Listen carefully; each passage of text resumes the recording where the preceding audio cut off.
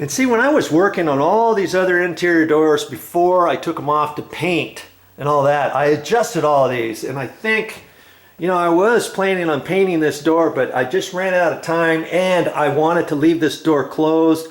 And I left the other doors here in the garage, and because it's in midwinter, I decided to that I'm going to paint this in the summer. Well, I've remembered now. I already drilled the holes and put the screws in. See, I put one here and there. Pre-drilled a hole first to drill all the way into the 2x4, 2x6 behind here of the wall. And then I put some long screws in there and sucked that tight. I'm not sure if I put 2.5-inch screws in there or 3-inch. I'm pretty sure I got that tight, and I don't know if I can move that any further. I'm gonna just check here real quick and see.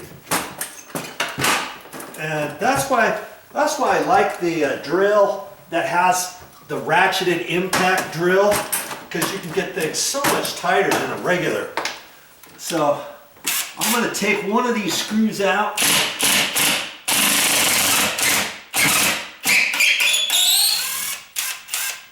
Yeah, 2.5-inch, and it was sucked in there pretty tight. I just don't know if I can get a 3-inch any tighter than what was there, and to suck that up, because chances are there's a shim in there that I've already sucked the door jamb tight up to the shim, or maybe the top edge of this door jamb is right up against the 2x6, and there's no way I'll be able to suck this that way any further. But just for the sake of argument, I got a 3-inch screw here, and I'm going to see if I can't ram it in there.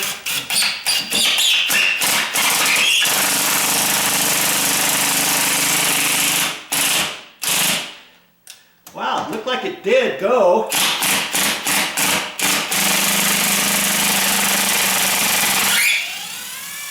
I'm going to put a 3-inch up here, and what you're hearing is a ratcheted drill. Okay, I'm not stripping the head or anything like that. Okay, so I'm gonna get another 3-inch screw and put another one in there, and see if I can't drive that in.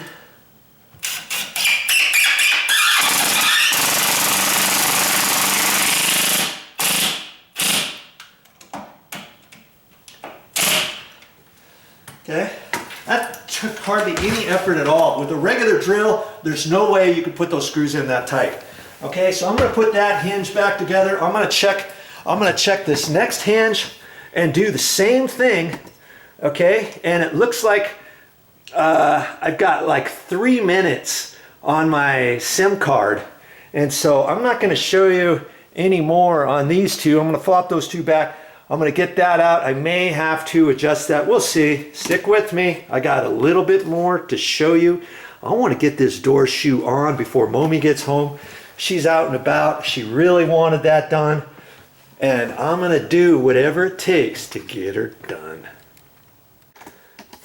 Okay, just for kicks, I've changed the 2.5-inch screws there, the 2.5-inch screws there, put 3-inch, 3-inch. I have not done anything to the bottom one yet. Let's just close this. I want to check that first. I'm pretty sure I'm going to have to do something to the bottom still. I'm looking up here. I think I might have made the gap slightly bigger. And see, I still have kind of a big gap here. That's because I can't push this over any further. And once I move the bottom, you see how tight it is down there at the bottom? That tells me I can move this door away the same way I put the screws in there. There's nothing I can do. See how much closer this is, but that's because this has a bow. That has a slight bow in it, and there's not much I can do about that, is there? And that's okay.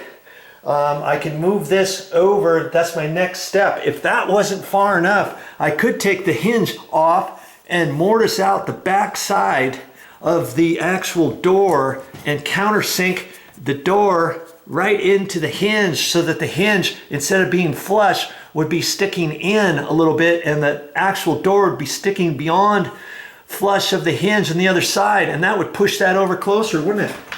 I could do that. Nobody would ever see it. It's the garage door. You see how this is flush right here? Well, you would inset that about a 1/16 of an inch. You could, and then that would help fix the sag too. But we're not going to do that. I'm going to put my little shims back in there because that's still going to help me with that. I'm going to pull that out, and it looks like I'm going to put those 1¼ inch sheetrock screws in there. I'm going to let this head stick out just a little, and then screw that back, screw the hinge back in there, get that hinge to be tilted, check it. I may have to adjust it back and forth a couple different times, you know, but that's my next step.